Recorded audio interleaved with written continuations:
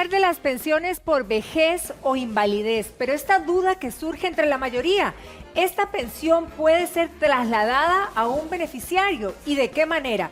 Bueno, hoy justamente tenemos al director de pensiones de la Caja, don Ubaldo Carrillo, que nos va a evacuar todas las dudas, y desde ya quiero invitarlos a todos ustedes allá en casa a que hagan todas sus consultas, porque el WhatsApp, ahí lo van a tener en unos minutos, estará puesto a su disposición para evacuar todas las dudas que los tengan. 8882-0606. 8882-0606. Don Ubaldo, muy buenos días, bienvenido. Muy buenos días, muchas gracias. ¿Cómo solicitar ese traslado de la pensión de vejez o invalidez? Claro, vamos a ver. Importante ver grandes datos que manejamos nosotros en el seguro de pensiones de invalidez, vejez y muerte. Nosotros damos alrededor de 23.000, 24.000 pensiones nuevas en el seguro de IBM, así le decimos, invalidez, vejez y muerte. La gran mayoría son pensiones de vejez, pero nos llama la atención que las pensiones que le damos a beneficiarios por muerte vienen subiendo. Aceleradamente vienen subiendo, inclusive ahora son la segunda o el segundo grupo de pensiones nuevas que nosotros estamos dando en el seguro de IBM. Y tiene una razón, la razón es que cada vez hay más pensionados en Costa Rica y pensionados por los riesgos que usted acaba de mencionar, de invalidez y vejez. Y cuando nuestro pensionado por invalidez o vejez fallece, tiene derecho a la pensión la viuda, ¿verdad? O los hijos, dependiendo de la edad. Entonces, respondiendo a su pregunta, ¿quiénes tienen derecho a la pensión por beneficio por muerte de nuestro pensionado? En primer lugar, la viuda, el cónyuge, la esposa, o la compañera, o la excónyuge, ¿verdad? Que fue esposa, ahora es divorciada, siempre y cuando haya sido dictada una pensión alimentaria en sentencia firme y que ella la esté cobrando. Si el señor fallece, el que le pagaba la pensión alimentaria también tiene derecho a la pensión por viudez, pero vamos a ver, por muerte, hablemoslo por muerte, como excónyuge. Tienen derecho los hijos, los menores de 18 años inmediatamente, los mayores de 18 años hasta 25 años siempre y cuando estén estudiando. Por eso es importante, ¿verdad? Que cuando el hijo o el huérfano, ¿verdad?, es mayor de 18 años, se encuentre registrado o matriculado en alguna universidad, en algún instituto acreditado por el Ministerio de Educación Pública. Y también los mayores de 25 años si son inválidos. Vea qué interesante, la Seguridad Social mantiene la pensión por orfandad a aquellos huérfanos inválidos independientemente la edad que tengan. Y tenemos otra modalidad que es para aquellos huérfanos mayores de 55 años que básicamente se quedaron en el hogar cumpliendo algún rol de cuidador, no se casaron, no se desarrollaron laboralmente, ¿verdad? Por esa labor en el hogar, o porque se quedaron, ¿verdad?, en casa con papá y mamá, muere papá, que era el pensionado, él también o ella puede tener derecho a la pensión por orfandad. En ese caso, desmenucemos esos dos casos de los mayores de 25 años, ¿verdad? El cuidador tiene que haber tenido, es decir, ¿cómo catalogan y cómo califican para poder obtener esta pensión? Claro, nosotros cuando recibimos la solicitud de pensión de una persona mayor de 55 años en calidad de huérfano o huérfana, lo que andamos buscando por medio de nuestros funcionarios de trabajo social es que esa persona dependía económicamente del pensionado que fallece, ¿verdad?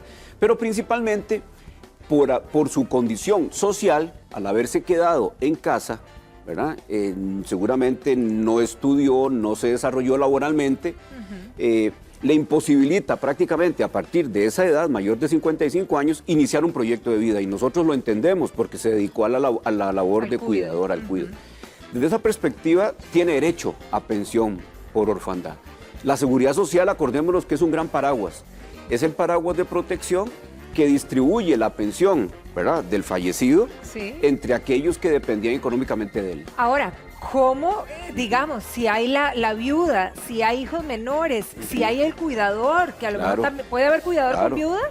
Sí. ¿Y cómo entonces distribuiríamos este pastel? Claro, son porcentajes. Entonces, la viuda tiene derecho hasta un 70% de la pensión.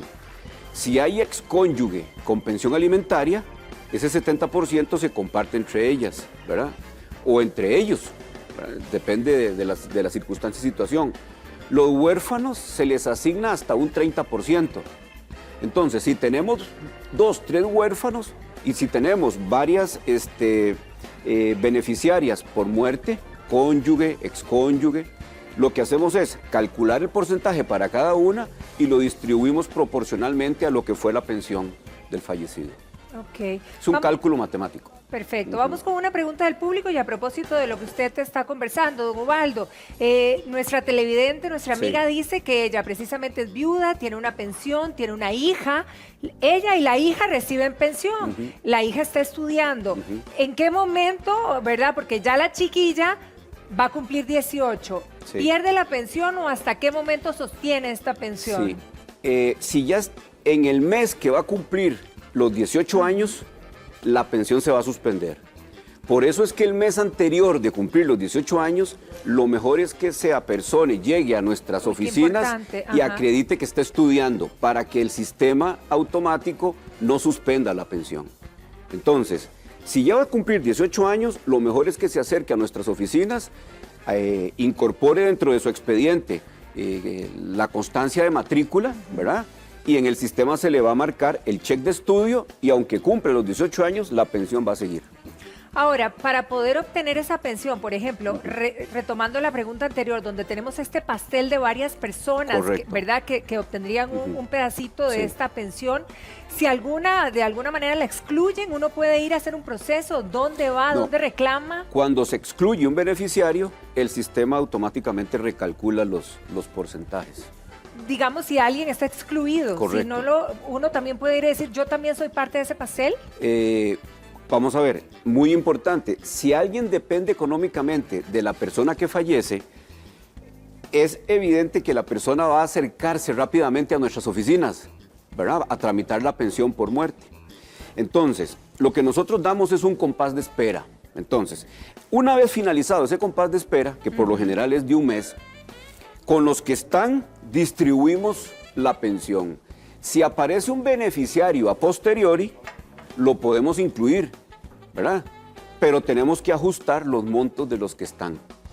Y eso es todo un proceso. Claro. Entonces, ¿a qué nos hemos enfrentado?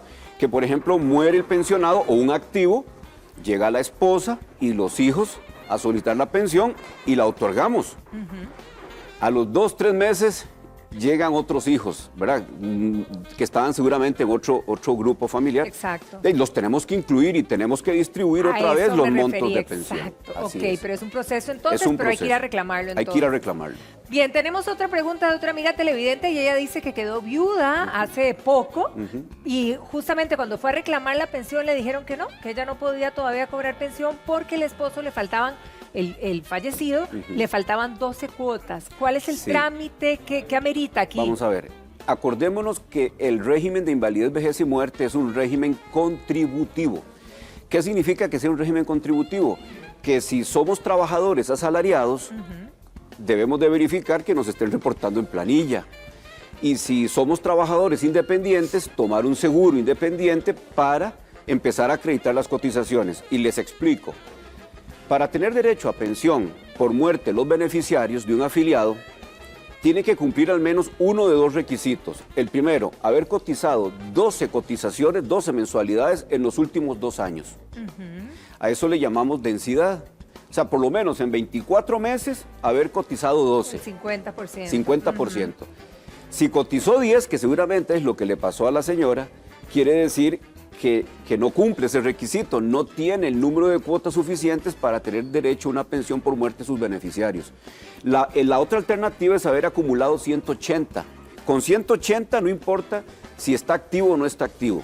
Pero tal vez ahí el consejo es preocuparnos por la afiliación porque la muerte es una probabilidad, lo mismo que la invalidez.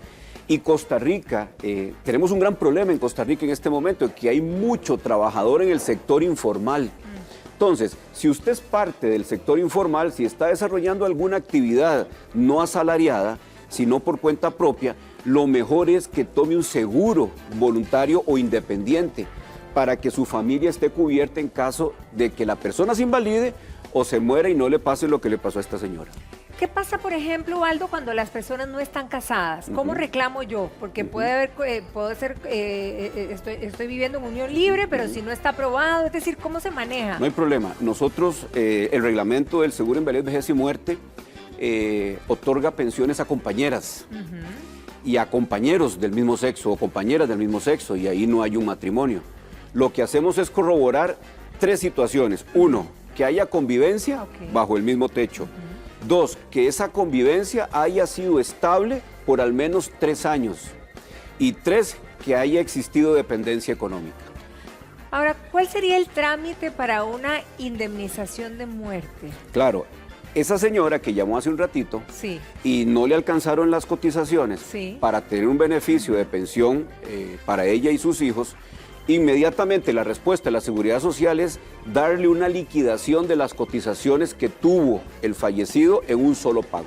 Ah, ok, eso me quedé pensando, porque de alguna manera algo había pagado este caballero. Entonces, ¿eso cómo se cuantifica o se calcula? Está en función del número de cotizaciones. Entonces, ese número de cotizaciones se calcula el promedio y se multiplica por el número que tenga y se le da un solo pago. Pero lo ideal es que la persona no reciba ese pago, lo ideal es que reciba un monto mensual, porque el pago único, y la gente lo gasta en seguramente un solo momento de su vida. Probablemente. Claro, mientras que una renta, por más pequeña que sea, llega todos los meses. Y acuérdense que con la renta llega la cobertura en el seguro de salud. Entonces, la viuda, los hijos, independientemente de la edad, si están recibiendo la pensión, están asegurados. Y ese es un plus del seguro de IBM. En la actualidad, ¿hay más reglas o más requisitos para un traslado de pensión? Un traslado, vamos a ver, esa es una pregunta muy interesante. La pensión no se hereda. Ese es un concepto que debemos de cambiar. Eso es importante que lo aclare muy La pensión muy bien. no se hereda. La pensión que recibía nuestro pensionado y fallece se le otorga a aquellos que dependían económicamente de él. La viuda casi que es fija. Eso no hay problema porque hay un matrimonio y nosotros no cuestionamos la dependencia económica ni nada por el estilo ahí, sino que se otorga. Pero en caso de compañera o compañero, ahí sí vamos a ir a verificar si hay dependencia económica, si hay convivencia, entre otras cosas. Y en caso de los huérfanos mayores de 18 años, insisto, solamente si están estudiando y dependían económicamente de la persona que fallece. Entonces, no es una herencia fija, sino que tienen que cumplirse algunos requisitos para poder darse. Y ojo, en caso de ausencia de viuda o huérfano, tienen derecho los padres. Tienen derecho los padres. Y si no existen los padres, ahí muere la pensión. Ahí muere la pensión. ¿A los nietos no se hereda? No, a los nietos no. Ok. Viuda, compañera, compañero, hijos o padres. En el último caso, los padres. Los padres. Ok, tenemos otra pregunta de una amiga televidente y dice que ella más bien es la que cuida a una anciana, ¿verdad? Es su madre y en este caso la madre es la que tiene la pensión, ella es viuda. Y ella dice que si ella puede hacer un trámite para ella administrar la pensión que su mamá recibe mensualmente. Sí, tenemos muchos depositarios. Eso se llama un depositario. Sí, vamos a ver, ¿qué es lo que sucede? Y principalmente lo vemos en pensiones del régimen no contributivo, donde las personas son adultas mayores y están en condición de pobreza. Esa persona seguramente se le dificulta ir a hacer el retiro al banco o al cajero automático. Y en el caso del no contributivo, buena parte de los pensionados tienen una figura que se llama endosatario. Y en el caso del seguro de IBM hablamos de algunos depositarios. Depositario es, por ejemplo, la mamá de los huérfanos. Entonces la mamá administra la pensión de todos los huérfanos. Todo el grupo, exacto. Y si hay problemas en algún grupo, pues entonces podríamos definir alguna figura de depositario, mientras jurídicamente se puede determinar quién es el responsable de ese grupo. Ahí la adulta mayor tendría que firmar algo o ustedes con una investigación lo dan por sentado. Vamos a ver, inicialmente si encontramos que hay un grupo familiar, la persona pensionada se le imposibilita retirar la pensión, en el caso de invalidez, vejez y muerte, podemos nombrar un depositario temporal, pero lo ideal es que la familia le nombre jurídicamente, ¿verdad? Algún responsable de esa persona. Mientras Ok. tanto podemos hacerlo. Ahora, el traslado de la pensión, la indemnización, todo este tipo de trámites, don Ubaldo, ¿qué tiempo tiene de respuesta para Sí. concretarse? Claro. Que esa es otra de las Sí. preguntas que se dan mucho. Cuando la persona fallece, hay un tiempo de duelo, por lo general, ¿verdad? Y las personas van llegando 15 días, 10 días después de que se da el suceso. Lo que tiene que hacer es llenar una solicitud muy sencilla. En el caso de la esposa o esposo y los huérfanos, el trámite es muy rápido. ¿Dónde es que a nosotros se nos hace un poquito más largo el trámite? Cuando tenemos que enviar el trabajador social a verificar la condición, por ejemplo, de convivencia. No eran casados, sino que era una convivencia. Entonces el trabajador social hace una investigación de campo, determina los 3 años de convivencia, si vivían bajo el mismo techo, si había dependencia económica. Ahí es donde el tema se alarga un poquito. Consejo, si usted está viviendo en unión libre o en convivencia, lo mejor es que se pongan de acuerdo y se casen para que el trámite de pensión, hay que pensar en todo, a futuro sea más rápido. A propósito de todas las consultas, aquí tenemos otra de otra amiga televidente. Ella acaba de quedar viuda, ¿verdad? Con huérfanos. ¿Cómo hace ella? Porque ella digamos, no estaba casada con este señor, pero él tenía una esposa anterior, ¿verdad? Ella no está inscrita como esposa, tiene hijos. Sí. ¿Cómo hace el trámite? Que era como Igual. lo primero que yo le consultaba, Claro, ¿verdad? ¿Cómo claro. hago? Porque si no Sí. estoy en el mapa, ¿qué Igual. hago? Vamos a ver, si está en el mapa, si ella llega... Con los apellidos. Claro, si los hijos tienen los apellidos, está en el mapa. Y aunque los hijos no tengan el apellido, no Igual hay problema. puede ir a reclamarlo. Claro, le voy a explicar el procedimiento. Ella puede llegar a nuestras oficinas, llena la solicitud de pensión, muy sencilla, de compañera, esposa o compañera, y explica que los hijos, si bien es cierto, no tienen los apellidos, son hijos de él. ¿Qué vamos a hacer nosotros? Vamos a iniciar con un procedimiento administrativo para verificar si el fallecido le daba el trato y fama a esos hijos como si fueran hijos de él. Si nuestro trabajador social verifica que el trato, fama que él le daba, ¿verdad?, a esos hijos que no llevan el apellido de él, era reconocido ante terceros como eran hijos de él, pero no, por alguna razón, en el registro solo quedaron los apellidos de la mamá, nosotros hacemos ese procedimiento interno y lo podemos declarar la posesión notoria de esos hijos a cargo del fallecido, sin ir a los tribunales. En esto la Seguridad Social es... ¿Cómo se lo explico? La Seguridad Social tiene los mecanismos técnicos y jurídicos para poder dar la protección económica lo más rápido posible al huérfano, Para llegar aunque al no fondo. lleve Ok. los apellidos. Entonces, todos esos hogares donde el hombre ¿verdad?, no le dio el apellido a los hijos, puede indicarlo así en nuestras oficinas y va a ir un trabajador social a hacer Hasta la el investigación fondo. de campo hasta el fondo a determinarlo y nosotros podemos declarar esa posesión notoria. Excelente, don Ubaldo, muchísimas gracias. Siempre aquí, Para don servirle. Ubaldo Carrillo, director de la Caja de Pensiones, justamente para aplacar todas las dudas que se generan mucho al gusto. respecto a esto que de alguna manera pues nos hace sentir seguros. Muchísimas gracias y que servirles. pase muy feliz día.